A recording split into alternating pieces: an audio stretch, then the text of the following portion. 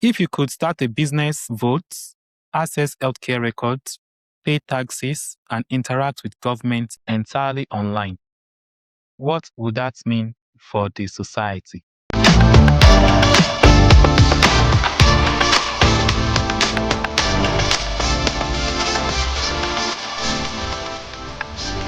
Welcome to Future State, the podcast where technology, law, leadership, and society meet.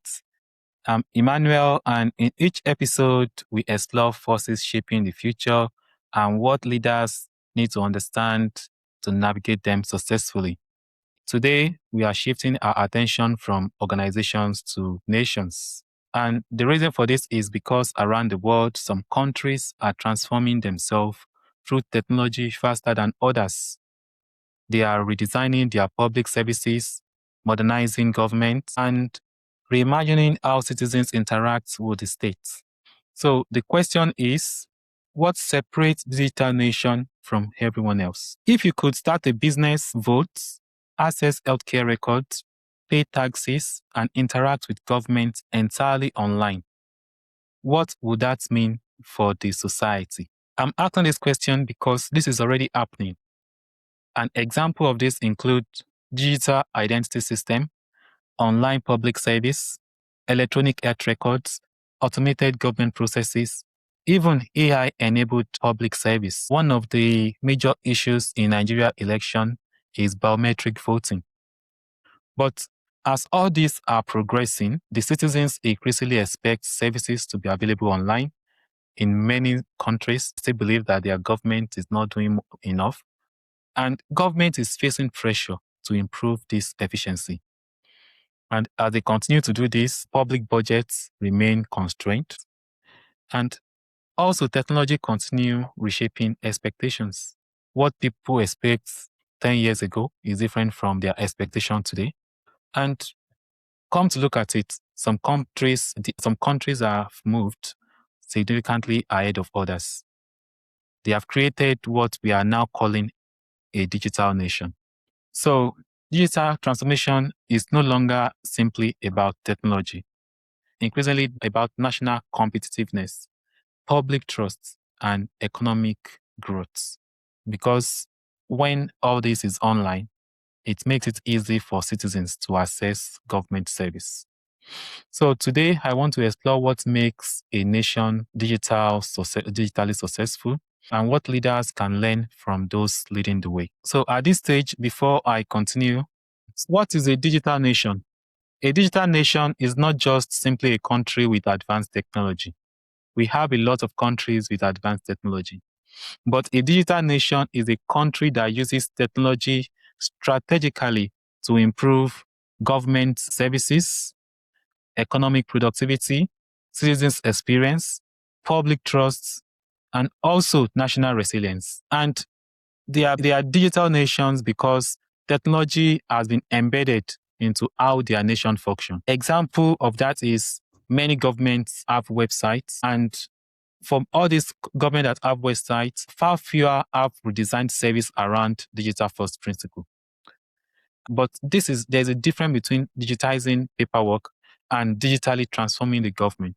If all they do is just digitizing paperwork, that is not what we are talking about here. So a digital nation does not simply automate old process. What they do is rethink how services should work in a digital era.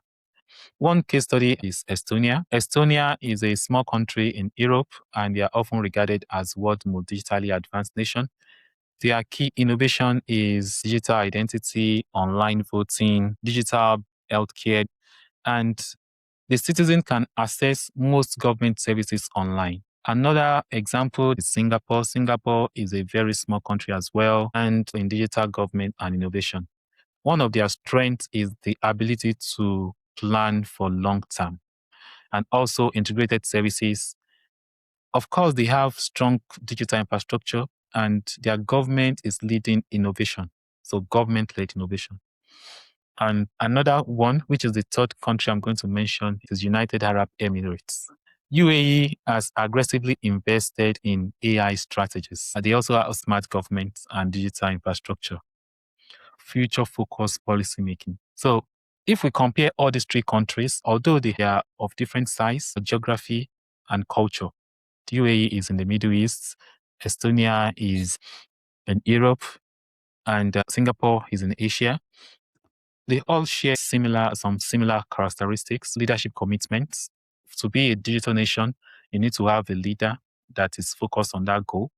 They all have long-term vision. They are not just planning for the next quarter. They are planning for the next decade. They also have public trust. The public believes that the government is helping and they are supporting a government initiative. The key insight I want to argue is that technology is not the differentiator between these countries. The main thing here is leadership. All this is happening because they have leaders that are willing to do it. If the leadership is not interested, then it won't be a priority for their government and they won't have the budget, they won't have the capacity, they won't have everything they need. So this starts from the government. If the government buy into this, then it becomes possible. Some countries are also trying their own digital transformation, but failing. Despite billions being spent globally, many digital transformations fail to achieve their objectives. They fail because of so many reasons. The first one is that they talk about the technology before the strategy. When you want to participate in digital transformation, the first thing to do is to develop your strategy. If it's a business, you need to have a business strategy. If it is a country, you need to have your national strategy. When you have your strategy, you will now look at how technology fits into that strategy. Organizations and governments sometimes purchases technology before understanding the problem they are trying to solve. So if you purchase technology before you understand the problem, it means that you are buying the wrong medicine. Another thing is that many public institutions operate on decade-old infrastructure that has been around for a very long time. Some of those legacy systems are no longer supported by their manufacturers. So in situations where the government have a lot of decade-old system, modernization becomes very complex and anticipated because sometimes you don't even have people that can manage the system. And when you have people that manage the system, there is very little that you can do with those systems. Government should not wait until their system break down before improving it. And another reason which I'm going to be talking about is organizational resistance. Although technology may change quickly, culture often does not. Resistance to change remains one of the biggest barriers to transformation. So in many government institutions, that is well alive. People question everything that needs to be done. And that resistance to change remains one of the biggest barriers to transformation. So there is a need to move quickly and fast. There is always uncertainty, but we should make responsible choices based on the information that we have. Also, another reason is lack of leadership alignment. Successful transformation requires commitment across all forms of leadership: political leadership, executive leadership, operational leadership. So without this alignment, it will slow down progress. And in the case of Singapore, Estonia, UAE, their leadership is well aligned and into it. If not, then it will become a challenge. My argument is that although digital transformation is often described as a technology challenge, in reality, it is usually a leadership challenge. It's because it's more around the leadership giving the direction, saying that we want to do this and putting enough capability to get it done. So leaders should take responsibility for that. They should embrace it. So let's look at the next generation of digital nation because it's not going to stop here. The next wave of digital transformation is looking big. And I think it's going to be driven by artificial intelligence. And that will be a digital identity ecosystem. There will be automated public services, what we call predictive government, and data-driven policy. If you look at all this, they are already happening. AI is everywhere now. The UK government has an AI strategy. The Scottish government also have their own. And a lot of public services can now be automated. You can, at the website, there are other things you can do. When it comes to predictive government, during COVID, a lot of simulation to predict progress of, and those modeling and simulation did work. So government will increasingly move from reactive service delivery to proactive service delivery. And it is happening as they become a digital nation and making use of artificial intelligence. Let me try to explain what this looks like in practice. Imagine when a government knows what support is needed or which services citizens qualify for, how resources should be allocated. Because currently, a lot of people need to go online to apply for benefit. But what if governments already have their data, and based on their data, government itself knock on their door? Because you are between age 65 and 67, you have this, you have that, you are qualified for these particular services. So in that case, government is not relying on people to make those requests. Government is not just responding, they are not reactive, they are proactive. The key point I'm trying to drive here is that the future of government might not just be being a digital nation. It may be that intelligence which AI is going to introduce, because it is this intelligence that will change the behavior of government from being reactive to being proactive or outcome focused. But as this progress, there are also some concerns that we need to talk about, because greater capability also creates greater responsibility.